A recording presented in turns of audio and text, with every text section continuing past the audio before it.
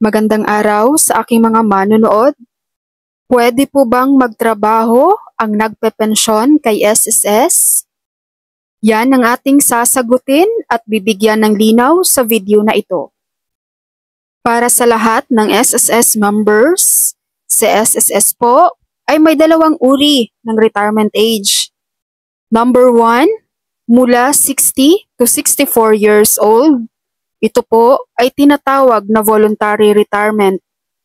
Ibig sabihin, choice mo po kung ikaw ay magre-retire na or magtatrabaho pa din. At kung pipiliin mo naman na ikaw ay magre-retire na sa edad na 60 years old, pwede ka na pong mag-apply ng retirement kay SSS. Kung nag-umpisa na ang iyong monthly pension at naisipan mong bumalik sa pagtatrabaho, maaari pong itigil ni SSS ang iyong pensyon. Babalik lamang ang iyong pensyon kapag ikaw ay tumigil na sa pagtatrabaho.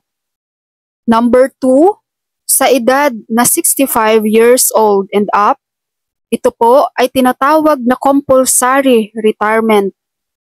Ibig sabihin, may trabaho ka man or wala, pwede ka nang mag-claim ng iyong retirement benefits kay SSS. Kahit gusto mo pa ding magtrabaho, makukuha mo pa din ang retirement benefits mo kay SSS. Halimbawa, kung ikaw ay 65 years old ngayon at nagtatrabaho ka pa din, pwede ka nang mag-apply ng iyong retirement kay SSS. Habang nagtatrabaho ka, ay marireceive mo na rin ang iyong monthly pension kay SSS. Uulitin ko po, kapag ikaw ay 60 to 64 years old, pwede ka nang huminto sa pagtatrabaho at mag-apply ng retirement kay SSS.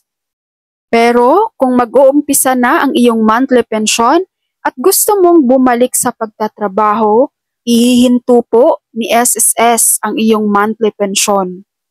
Kung ikaw naman ay 65 years old, kahit may trabaho ka pa, makakatanggap ka pa din ng iyong monthly pension kay SSS. Ayun lamang po, sana ay naipaliwanag ko po ng maayos at inyong naintindihan. Maraming salamat sa inyong panonood and God bless you all.